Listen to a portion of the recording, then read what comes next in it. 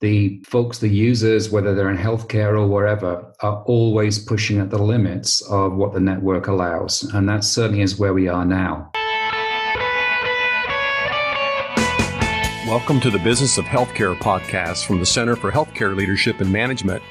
The center is based at the Naveen Jindal School of Management at the University of Texas at Dallas.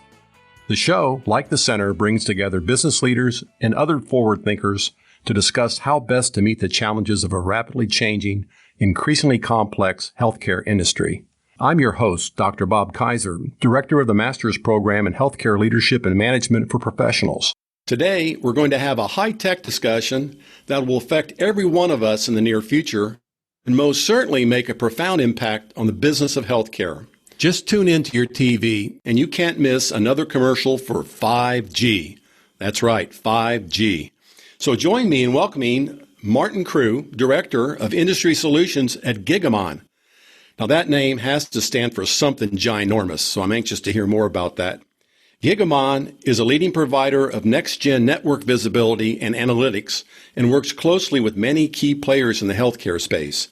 Welcome, Martyn, to the Business of Healthcare podcast. Thanks, Bob. I appreciate that. And hello, everybody in the audience. Well, that's so good to have you here. So, I mentioned 5G, and, every one of us in today's world, it's very difficult not to find somebody with some type of smartphone. And we're all being exposed to the different technologies, and we're always encouraged to get the next best thing that's coming forward. So I thought we'd take a minute just to make sure we level set, by definition, what this 5G is all about and where did it come from. So, Martyn, I'm old enough to realize and remember my first cell phone, and it was a 1G, and it was in the 80s, and it was just an analog voice device. I mean, I could talk on it, and that was really cool. And then the 90s, I ended up with the 2G, and it had digital voice on it. Everybody goes, wow, this is digital voice. Did it make any difference? Well, it kind of sounded better, maybe. And then moving up to the 2000s, we finally got to 3G. And so I'm looking at 1G, 2G, 3G, 1980s, 1990s, 2000s. It seems like every 10 years, there's some type of jump taking place. And I remember with the 3G, I had wireless internet, and I could, by standard, I could get about 20 kilobits on a download. That wasn't really too fast, but we never had anything like that. We're using modems and stuff to get on the internet. And then 4G arrived. And when I say it arrived, quite honestly, to the audience, 4G just got here.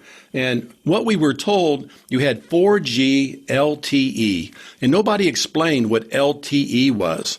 I always saw it on my phone. I got 4G LTE. And what that meant is a marketing ploy. And the LTE stood for long-term evolution, because it's not quite there yet, but they want to make you think you're getting something. And right now, 4G's there. It's there. You get a 100 megabit download. It's pretty good. And now we're talking about 5G. And 5G is going to have the gigabit, not just 100 megabits, but a gigabit. And that's 10 times better, 10 times better. So just understanding what this 5G is, it's supposed to be something pretty impressive and pretty influential. So I wanted to kind of give that background there and have you pick up on where you see 5G is being used in general and how it's used in the healthcare industry as well. Okay, Bob, that's great. And thank you for the history lesson. I did not know what LTE meant, so that's been a mystery I've been pondering for years.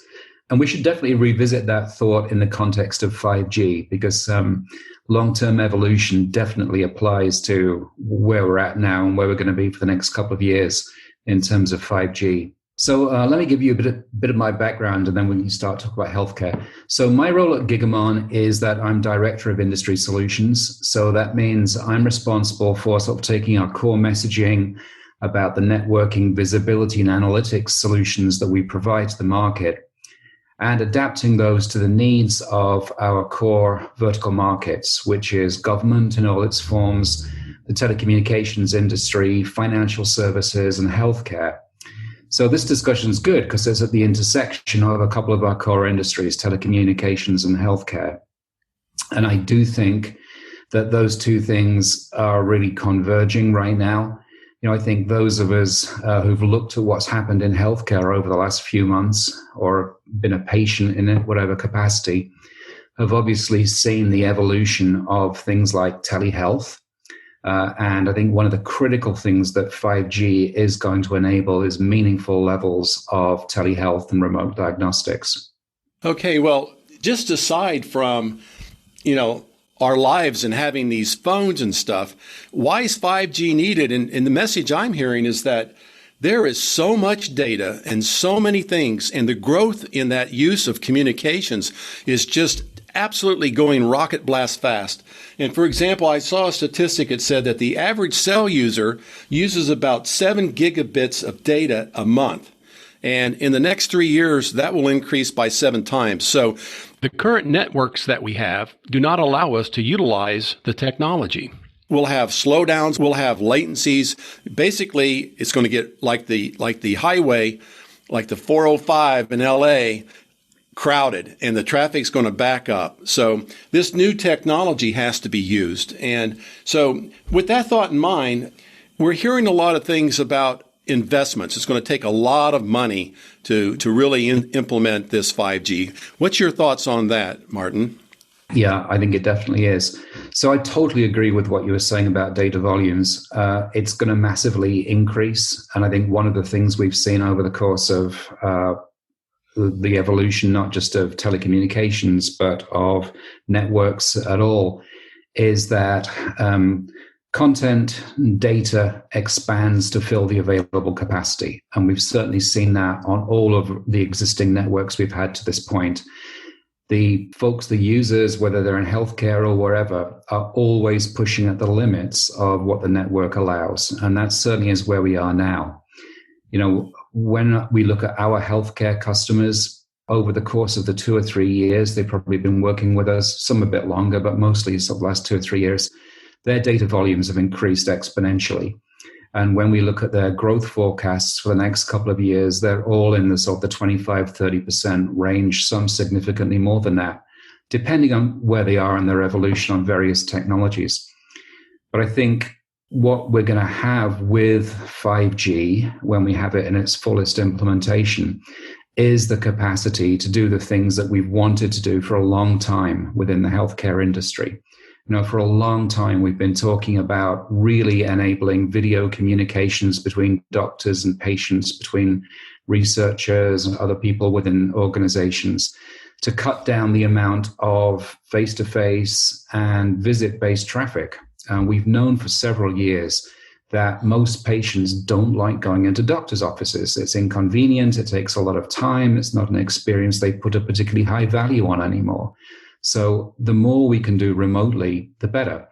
And obviously these days, with the video communications technology we've got, whether it's Zoom, WebEx, Teams, doesn't make any difference what your platform is, that's now a reality. So that's one of the critical things that I think is going to continue to take up more and more data. Other things that are really driving that, imaging. We all know that medical image files are absolutely huge, and often doctors have got to be very selective about the number of images that they share with other people. And that obviously compromises patient care in some respects because you're not getting critical data. Then you've got all of the Internet of Medical things that we're seeing, whether it's robotics in operating theaters, whether it's simple remote monitoring devices to maybe monitor someone's glucose levels. All of this is all data-based, and we need the capacity on the network to really expand the capability of the healthcare professionals. Picking up on what you just said in terms of people accessing information remotely, no longer are you in an office environment or a medical facility. There's certainly a migration where people are distributing and slicing the hospital experience out into the enterprise, if you will. And I know that you need to be innovative. As your logo says, you need to be fast and innovative, but also secure. And I'm sure that with all these different points of entry into the data stream, that security has got to be a major, major concern. And how do you deal with all these things like the Internet of Things, all these devices? People have all these internet it's not necessarily watches and body measurement things, but there's all types of other Internet of Things that connect into processes that are connected real time, that are entry points for security risk. So is that something that you can talk about as well? Yeah. So as you just mentioned, our tagline is run fast, stay secure, and innovate. And I think all three of those things are really paramount for the healthcare world right now. And critical among those is the staying secure. I mean, there are very few industries that touch individuals to the level that the healthcare industry does. It's got the combination of health data, financial data, family history, all kinds of stuff that just really needs to stay secure. So how do you secure that in this environment? I mean, you've got everything from people just entering data into back-end systems through to diagnostic data being captured in maybe image-based formats to monitoring data coming through just essentially as bit streams from these devices. So securing that is a real challenge. The sort of classic enterprise security model that many of us grew up with just doesn't apply anymore. Because, for example, with a lot of Internet of Things devices, you can't download a security agent. So there's no way to enforce security at the endpoint, which is something that we've typically done. You've got to bring the data to the network and then figure out how you actually secure against possible threats. And those threats are there. I mean, we've all heard the stories about attacks on organizations, including many healthcare organizations now, through some of these endpoint devices, whether they're things like smart thermometers or things that are, supposed to be guarding buildings, cameras, whatever, through to the specifics of some of the Internet of Medical Things that are on the network. So we've really opened up a new frontier. And that frontier is going to continue to open up. I mean, I'm sure you've seen the stats, Bob. I mean, people saying by 2023, I think it's 8 billion of these devices are going to be in common use. And there's no way that the security industry and security organizations within healthcare providers are going to be easily able to keep up with that. So this is going to be a major challenge that we're living with for many years to come. So when we think of 5G, I think we need to think differently than what we have in the past with the 4G. Primarily, we're thinking of a cell phone, a smartphone, having faster downloads and uploads, great computational ability within these phones. I mean, they're becoming wicked fast. They're just becoming incredibly powerful. But when we start to look at 5G, we see a whole new environment. One thing I read was we'll need 80,000 new antennas. These antennas are going to be mounted not like cell phone towers, but they're going to be distributed in different areas. And a lot of the functionality that you might get depends on line of sight, being able to have access. It's not going to go through doors and things as well in certain areas. This is a new type of bandwidth. It's this millimeter bandwidth, which is, a very high frequency. And so there's a lot of things that start to get connected to this 5G. And I heard that one area might be the home health environment, that in the home health environment, for a person at home with 5G internet, I'm not talking about so much the cellular stuff they're running around town with, but they can download a full HD movie in like a matter of seconds. That's pretty impressive. So home health, that could be an area of new opportunity?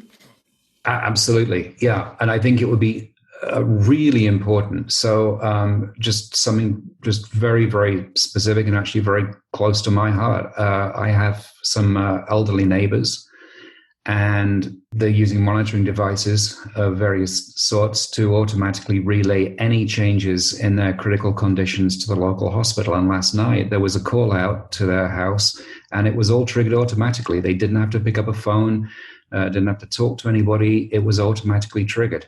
And I think that's going to become something that we see. And it's not just going to be as a matter of force of circumstance. I think people are going to choose to work this way. As I said earlier, there are a lot of surveys going back several years saying that most people don't see the value in going to their doctors for face-to-face visits anymore. If they can do this stuff remotely, they would rather do that. And I think one of the things out of COVID and work from home has been that, the idea of the home cocoon, that, we want to do everything that we can from home for a variety of very good reasons, has really caught on. So just as home entertainment, home shopping, home security, all those things have been driven from the local network or the in-home network, I think the same is going to be true with health as well. I think a lot of people are going to opt to have home healthcare systems. So take a typical scenario, and you see it every day. You're out in traffic, and here comes the first responder. There's an ambulance, there's a fire truck, someone's been seriously injured, and they need help. And so our model today is what? Get them to the hospital as fast as you can.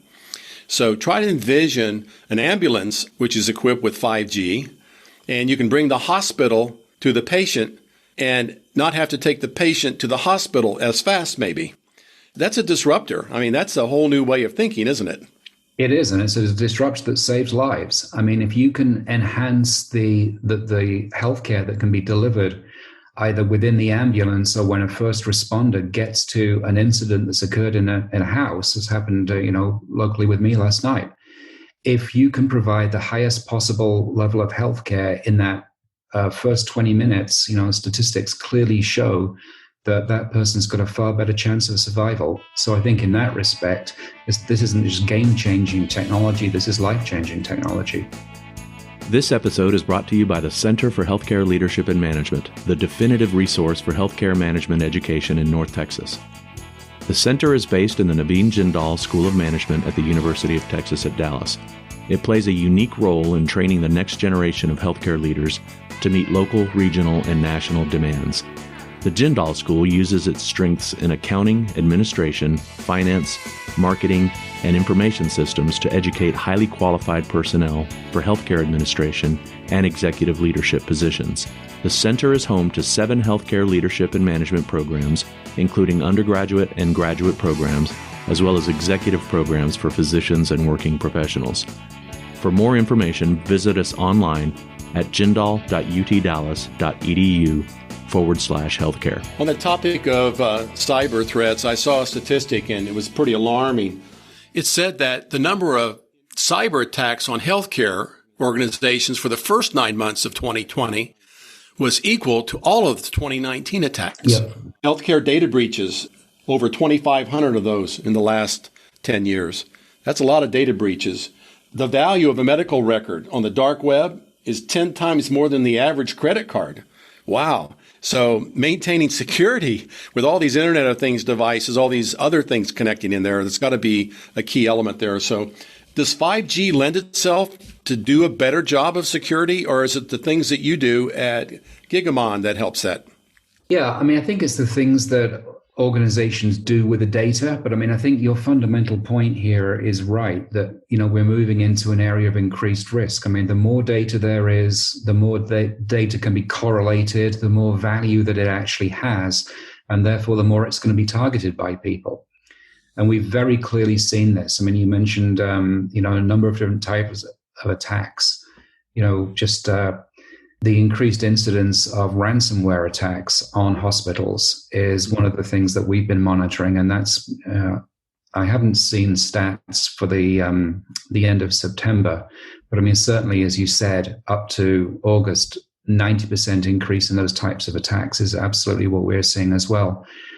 And of course, one of the big problems with ransomware is that, unlike other types of security attack, there's no guarantee when you pay the ransom, you're actually going to get your data back anyway. So definitely that's a problem we've got and we're going to have as the value of this data increases. I don't think 5G in itself solves any of these problems. I mean, certainly there are things that you can do to make 5G more secure. But one of the issues we're going to have with 5G is that it's not a matter of everything that you do on 5G you can do on other networks. So because of the particular characteristics of 5G, there's going to be a lot of incompatibilities between what it can do and what other devices enable. So you're going to have security at the network level, so that regardless of the transmission medium that's getting the data to the organization, you're going to have to protect at that sort of outer perimeter of the organization. So I think there's a lot that's going to need to be done in that respect. We've made some big investments here in terms of beefing up our security capabilities. and particularly the response time associated with them. Security really breaks down into a number of different areas, and we needn't get into them in detail right now, but there's the prevention, then there's the detection side of things. And both those areas, organizations need to be very aware of what their exposure is and what their tolerance for risk is, because there's no such thing as a totally secure organization. So you've got to figure out where your risk tolerance is and where you want to spend your money to make sure you've got the best possible defenses. Yeah, every industry today is going through a digital transformation. In our programs here at the university, we have courses on health information technology, and we talk about, making a digital business model. And the healthcare industry has been somewhat slow to adopt a lot of these things. I was on the phone today with an insurance provider, and I said, I'd like to get a copy of my bill. And they said, we'll have to mail it to you. And I said, really? I mean, can't you just email it? No, security reasons. I told him, I said, I'm involved with this, and I got news for you, that there are new players coming out, and these new players are going to be innovative, and they're going to use this technology, and others are going to get displaced. But I love you anyhow, so please send me my bill because I want to look at it. So things are changing here, and some of the things that we're trying to get across to our students is really to evaluate these new ways of value-based care models and kind of get rid of the fee-for-service. And the millennials are absolutely interested in having access to healthcare in a totally different way than me, a baby boomer, is. And I think that, the electronic health records, they kind of help you shift away a little bit from some of these things. But this transformation is going to be a key element of improvement into the operation of the healthcares. How do you guys fit into that equation? Yeah. So again, strongly agree with what you've said. The present generation want services delivered in a totally different way to the way that we envisaged when we were their age. And it's obviously not just healthcare. It's a whole cultural thing, whether it's banking, whether it's healthcare, whether it's entertainment. People want stuff served up in different ways. So your question as to where we fit into that. So really where we're focused around optimizing and securing the network. All of this demand that we're talking about for whether it's something as simple as you mentioned as getting your bill through email, or whether it's a remote visit to a doctor, or whether it's to control your cholesterol levels, you've got some monitoring technology, whatever it is. This is all data. And the reality is that most organizations' networks cannot deal with the level of data they've got right now. One of our customers, who I won't name for what will in a minute be obvious reasons, is they had so much data on their network, they just didn't have enough ports, physical ports in the data center to connect to all the devices. So they had to unplug and reconnect other devices depending on who had the most critical need for particular information. We cannot operate on that model anymore. We've got to get to a point where the things that we do on the network are just there. It's just like your, Xfinity or AT&T or whatever home service. It's there, it works, you don't have to think about it. And that's really what we're focused on, is how do you actually get people to that point? And it's about lots of things. It's about understanding the data on the network. I mean, this is one of the really critical things. Data is not just data. It comes in all sorts of shapes and sizes. Not every device on the network needs to see all the data on the network. So how do you filter? How do you classify? How do you deduplicate data? Because, there's, dozens and dozens of packets on the healthcare provider that I go to about me. And, I'm sure much is duplicate because it's coming in from many different sources. So you've got all these issues that you need to deal with. And to really understand them, you've got to understand everything that's happening on the network, from the packet level all the way up to the application level. And you've got to have visibility across that whole spectrum of data. One of the things that is troubling to me as I sort of think about this is that this is going to be very, very costly. There are many smaller healthcare providers who are really going to struggle to survive, to adapt in this environment. And it's not just about a switch from 4G to 5G. I mean, that's certainly not going to make things easy, because there are significant incompatibilities between the two. And a lot of the investment people have made in 4G-based devices is just going to have to be junked. But just to keep up with this amount of data, networks are going to have to continue to be evolved, get faster and faster. Security threats are going to increase, so there's going to need to be more tools to secure the network to manage all this data. And it is going to get to where a lot of, maybe rural and regional hospital groups are going to struggle to stay in business. So I think we can expect to see that as a trend and expect to see a lot of consolidation in the industry because of it. Yeah, nobody wants to play musical chairs with the data network like that. And so the movement now is starting to virtualization. For those that aren't familiar with that, that simply means we're not going to maintain all of this technology on our premise anymore. We're going to move it to the cloud. And so that's going to give them adjustable bandwidth and things of that nature. It's going to allow them to scale appropriately. But I think from the hospital perspective, you start to really decentralize the healthcare model. You really start to spread things out. You have walk-in clinics and urgent care centers, outpatient surgery centers, home healthcare settings. So the notion of going to the hospital is going to start to come to you. And that really defines a whole new perspective on the whole healthcare concept. Let's shift gears here for a second, because I know there's going to be a lot of things that deal with virtual reality and all this gee-whiz stuff. They're finding ways now to do therapy sessions and pain management with virtual reality, which requires bandwidth and distribution of information. But let's kind of shift towards the future view, if you will, Martyn. We talk about the 4G and the investments made there. 4G is not going to go away. It's going to be around for another 10 years. We're just now at the stage where 4G is actually delivering. You don't have to put the LTE in front of it anymore. And we're starting to put the LTE in front of the 5G. So kind of give us the future view of how you think this is going to roll out. And I understand it's just not a USA thing. This is a world market. So if you would, share your view on the future adoption of 5G. I think you touched on a number of really good points there. This is not just a US problem or US opportunity or US issue. And one of the things that when we step back and look at either the telecommunications industry or the healthcare industry, one of the things folks in the US have to acknowledge is that we are actually not the market leaders. We've not been the market leaders for a long, long time. So there's an element of learning from other environments that if we were, prepared to take that on, I think would put us in good stead. Many developing countries who don't have the legacy and the baggage that we have, if they had the money to do it, could take significant advantage of 5G and really deliver great point of consumption healthcare services to many of their people. Again, the caveat is if they've got the money to do it. But I mean, there are whole populations in the world where their quality of life, their life expectancy itself could be massively increased if the investment was in place to allow them to take advantage of everything that 5G delivers. That may be utopian, that may never come to pass. But I mean, to some level, that type of idea is going to apply in certain markets. So it may not be to the developing world right now. It may be to some second tier economies. Not apparent to me exactly where that'll be. But the capabilities are there.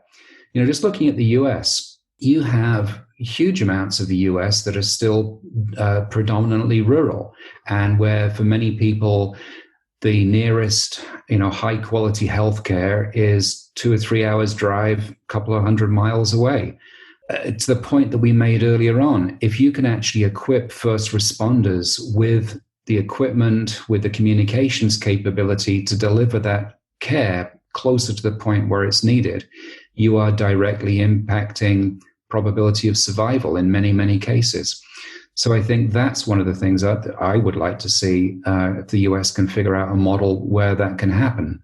But again, to the point I made earlier on, it's very, very expensive. And it certainly isn't clear to me at this point how regional hospital groups, healthcare providers of various types can actually get capitalized to where they can do this. Well, I think there's some low-hanging fruit here. We talk with other people about the social determinants of health, and what we have found by observing is that about 80% of your health care has nothing to do with seeing a doctor and going to a hospital, but it has to do with the other elements. I call it the nutrition, rest, and activity, having the right kind of foods, having the right access to health care and things like that.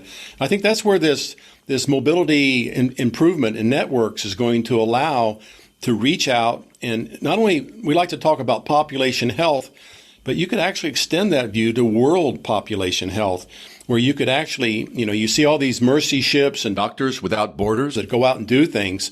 Look how that could enable them and others to deliver the things that are necessary in terms of education and nutrition and a lot of these things that could really stop thinking about sickness and start focusing on wellness. This could be a huge enabler for wellness from that perspective. So, yeah, I think that's a really good example. I mean, I think about my own experience. One of the biggest things that's changed my life since I hit 60 is getting a Fitbit and just being aware of the impact that exercise and nutrition, simple things like drinking the right amount of water, can actually have on your health and the outcomes that come from that. So you're absolutely right. I mean, forget the 20% that is sort of the point of delivery of healthcare onwards. If you can start to impact that 80% before then to the preventative work, that could be a huge shift and a very positive one. That Fitbit gives you bragging rights too. You can tell everybody exactly what you did and you can verify it for them there. And I love the fact that whoever developed that software has got a sense of humor, telling you, oh, you just walked the length of all the islands in the Japanese archipelago, or you just walked across the Sahara. Yeah. This has been a joy speaking to Martyn today about the 5G application into the world of healthcare. And for sure, it's going to have a huge impact on the business of healthcare, like I stated earlier. So thank you very much. Any final words, Martyn? I enjoyed this as well. It was a joy to speak with you, Bob. And, it's great to talk with someone who really understands their stuff in this space. And, I think 5G is a huge opportunity for the healthcare market. I think it's going to be something that's going to be difficult to embrace. It's going to be a multi-year process. But I think for organizations who have got the money to get involved, they should do exactly what you said. Look for the low-hanging fruit, get some success, and then build from there. Don't try and do a big bang approach, because that's going to be very, very difficult. But look at what it's good at doing, in the first iteration, and find projects that really fit that profile. Well, we're hopeful that this just brings a sense of awareness to people. So many times we get, cornered in our own little view of how things are done, and we want to innovate and improve. And so the purpose of this podcast is to bring the highlight of this new technology like 5G and other things, so people are more aware of it, and hopefully they'll go out there and Google it and get involved with it a little bit more. So thank you again for being part of the podcast today. Thank you, Bob. Thanks for listening to the Business of Healthcare podcast. Join us online at businessofhealthcarepodcast.com to find episode links, notes, and more. Be sure to subscribe to the Business of Healthcare podcast on Apple Podcasts or your favorite podcasting app. To learn more about the Center for Healthcare Leadership and Management, go to jundal.utdallas.edu and then search under the Center and Institutes tab on the navigation menu. Also, we want to hear from you. If you'd like to provide feedback, make suggestions for future guests or show topics, or just want to get in touch with us, email us at healthcarebizpodcast@utdallas.edu. Biz is spelled B-I-Z. And let us know how we're doing. I'm your host, Dr. Bob Kaiser, with the Center for Healthcare Leadership and Management, where we're leading change by changing how we lead.